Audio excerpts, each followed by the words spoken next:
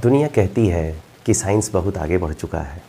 दुनिया कहती है कि धर्म कुछ नहीं होता है। दुनिया कहती है कि हमारा जो इतिहास है वो बेकार था। दुनिया कहती है कि हमारी जो संस्कृति है वो किसी काम की नहीं थी। जो कुछ भी है वो साइंस ही है।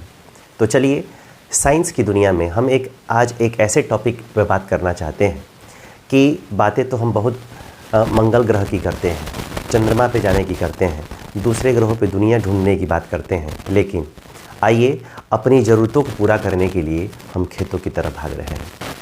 ये किस प्रकार का साइंस है, ये किस प्रकार का डेवलपमेंट है कि बातें तो हम हवाई करते हैं, बातें तो अंतरिक्ष की करते हैं, लेकिन जब हमें अपनी ज़रूरतों को पूरा करना होता है तो ज़रूरतों को पूरा करने के लिए हम उन किसान के द्वारा उगाए हुए उन फसलों की तरफ जाते हैं जिससे हमारी नीड पूरी हो सके। हाँ, आपने सही सुना। मैं अमन सर, आपका होस्ट, आपको एक ऐसे टॉपिक के बारे में बात करने के लिए यहाँ पे आया हूँ जिसको सुन के आपको हैरानी ज़रूर होगी, लेकिन ये सच है। सच इसलिए है कि आप सभी लोग जानते हैं कि ईरान, इजराइल और अमेरिका की ये जो लड़ाई चल रही है उसका ग्लोबल इकोनॉमी पे कितना असर हो रहा है। जहाँ से पेट्रोल, डीजल, एलपीजी, एलएनजी आ रहा है वो जो है प्रभावित हो रहा है। हार्मुज, जहाँ से विश्व का सबसे ज़्यादा पेट्रोकेमिकल्स आता है, वो लगभग बंद के तमाम है।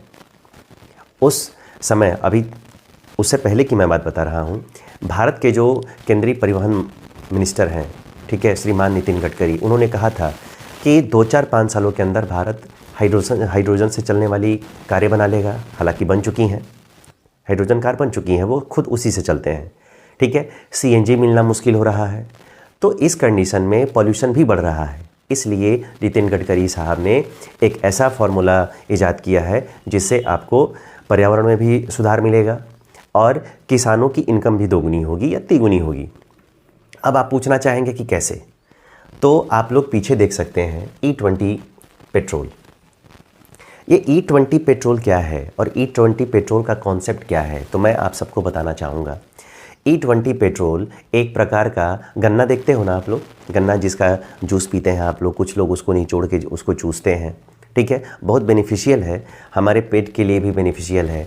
और उसका जो सिलिका बनता है वो हम अचार में, चाहे पनीर बनाने में उसका इस्तेमाल करते हैं, चाहे विनेगर बनाने में उसका इस्तेमाल करते हैं। अब सरकार पेट्रोल बनाने में ही उस गन्ने के जूस का प्रयोग करने वाली है। जो गन्ना आप लोग चूसते हैं उसमें एल्कोहल की मात्रा होती है और उस एल्कोहल की मात्रा जिसका नाम एथेनॉल होता है, उसी को E20 पेट्रोल के नाम से जाना जाता है। अब E20 का मतलब क्या है? E20 का मतलब 20%, और वो 20% पेट्रोल, अगर 1 लीटर आप पेट्रोल खरीदते हो तो उस 1 लीटर पेट्रोल में जो 200 ग्राम रहेगा, यानी कि जो 20% रहेगा वो एथेनॉल रहेगा, यानी कि गन्ने का जूस रहेगा, और 80% जो है वो पेट्रोल रहेगा। इसका क्या असर पड़ेगा हमारे बाइक पे, हमारी कार पे? क्या इन्वायरमेंट में कुछ सुधार होगा? तो आइए चलते हैं और उसको जानने की कोशिश करते हैं।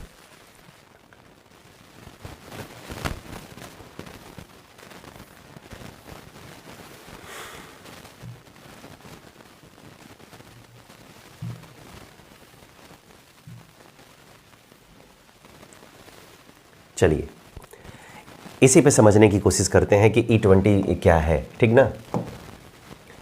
एक छोटा सा कॉन्सेप्ट है, आप सबको जानना बहुत ज़रूरी है, आप सभी को या हम सभी को जानना चाहिए, ठीक है, कि कैसे इसको हम समझ सकते हैं। तो सबसे पहले मैं आपको समझा दूं। देखिए, E20 पेट्रोल क्या है? तो E20 पेट्रोल एक ऐसा ईंधन होता है जिसमें 20% एथेनॉल होता है। 20% एथेनॉल होता है, और एथेनॉल का मतलब क्या होता है? एथेनॉल का मतलब होता है गन्ने का जूस, गन्ने का जूस, ठीक है।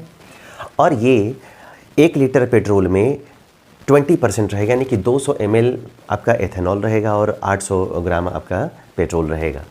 एथेनॉल एक प्रकार का एल्कोहल है, एल्कोहल जिसका मतलब होता है C2H5OH, ठीक है, जिसको हम लोग क्या कहते हैं? जिसको हम लोग कहते हैं शराब।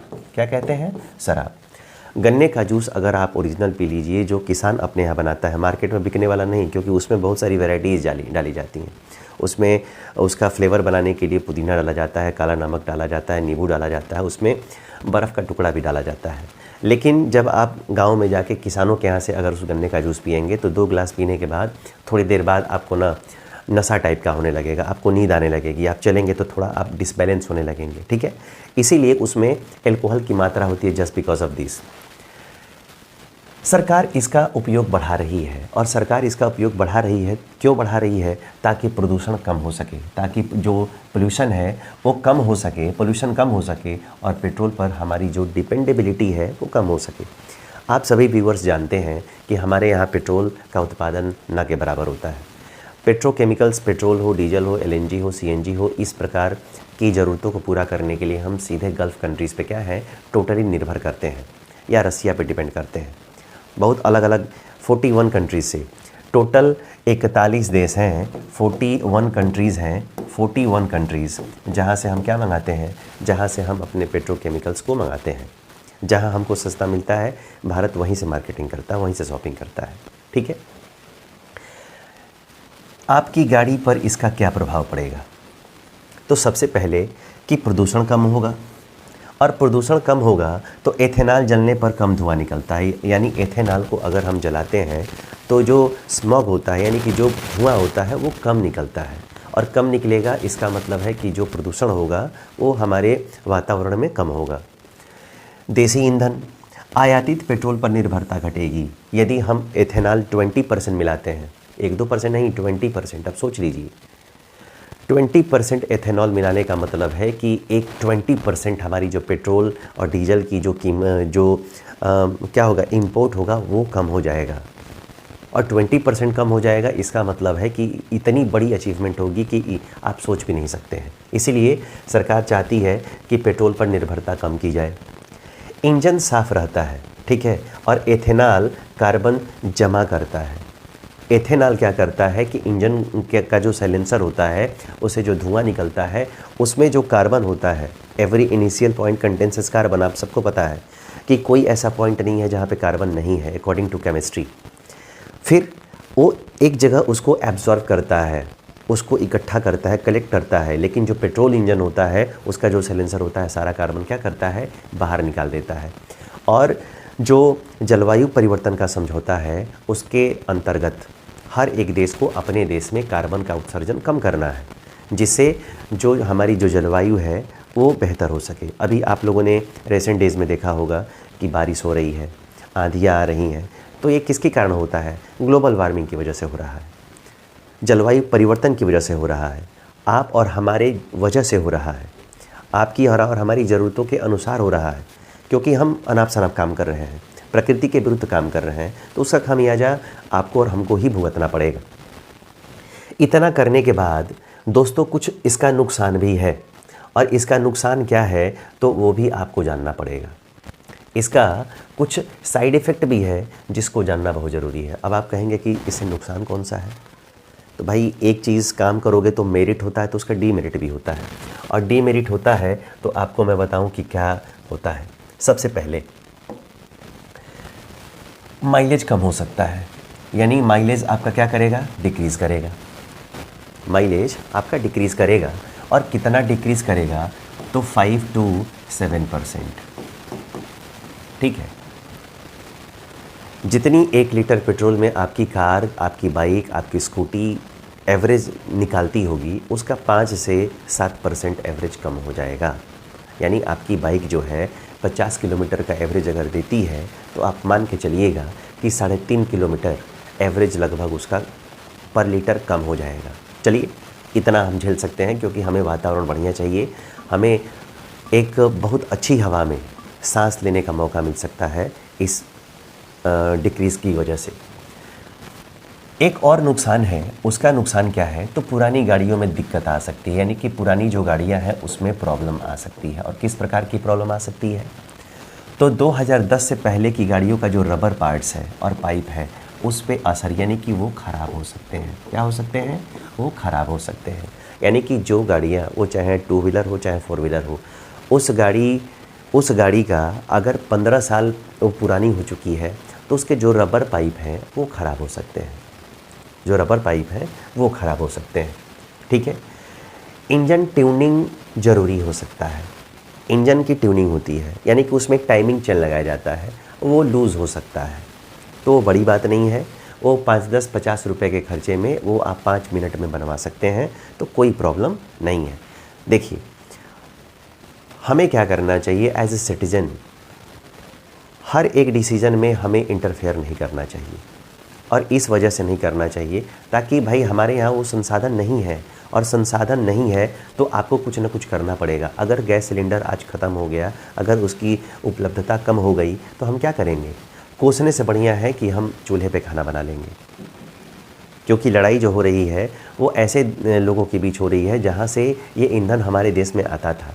ये हमारी वजह से लड़ाई नहीं लड़ी जा रही है, आपकी वजह से लड़ाई नहीं लड़ी जा रही है। हाँ, लड़ाइयाँ लड़ी जा रही हैं, उसका जो ग्लोबल इम्पैक्ट है वो हो रहा है। ठीक है, अब देखिए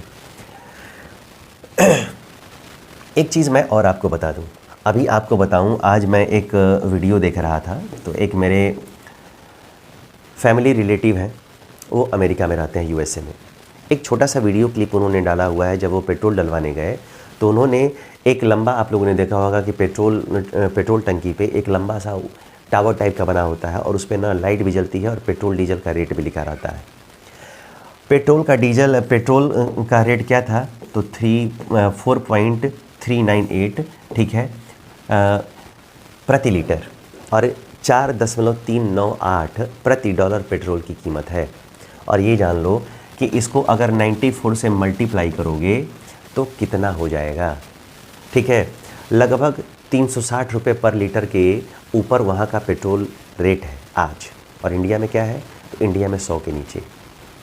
18% पेट्रोकेमिकल्स की जो कीमतें हैं वो अमेरिका जैसे देशों में बढ़ चुकी हैं। तो हमको थोड़ा पेशेंस रखना है। और एक चीज़ और है, गन्ने का उत्पादन अगर करोगे तो आप गूगल कर सकते हो कि अगर 1 बीघे में आप अगर गन्ने का अगर खेती करते हो तो उस पर कितनी कमाई हो सकती है। ये बड़ा कमाई वाला जो खेती है, अब उस किसानों को बहुत बेनिफिट होने वाला है। और वैसे भी भारत विश्व में सबसे ज़्यादा गन्ना उगाने में दूसरे नंबर पे है। तो आप लोगों ने समझा कि हम बात भले ही चांद पे और मंगल पे जाने की कर रहे हों, लेकिन अपनी आवश्यकता जब पूरी करनी है तो हमें ज़मीन पे और खेतों की तरफ ही बढ़ना है। समझ रहे हैं आप? विवेकानंद ने भी कहा था कि कोई भी देश तब तक विकसित नहीं हो सकता है जब तक उस देश का युवा गांव से नहीं जुड़ेगा। तो ये वक्त आ चुका है गांव से जुड़ने का। किसी दिन मैं लाइव आऊँगा, अपने खेतों में जाऊँगा तो लाइव आऊँगा और अपनी पर्सनल चीज़ें दिखाऊँगा कि मैंने अपने खेतों में क्या हुआ है। क्या मैं आपको केवल संदेश ही दे सकता हूँ या मैं कुछ कर भी सकता हूँ? तो एक दिन मैं आप लोगों को दिखाऊँगा लाइव, और उसमें आप देखिएगा कि मैं स्पेशली क्या करता हूँ। अच्छा लगे और तो ज़रूर आप भी करिएगा। लेकिन इस टॉपिक पे जो मैंने कहा है कि एथेनॉल क्या होता है, ठीक है, आपकी राय इस पे क्या है? सरकार जो कर रही है क्या वो करेक्ट है, सही है? जैसा हो आप कमेंट करके ज़रूर बताइएगा। आपके कमेंट्स का मुझे इंतज़ार रहेगा। धन्यवाद।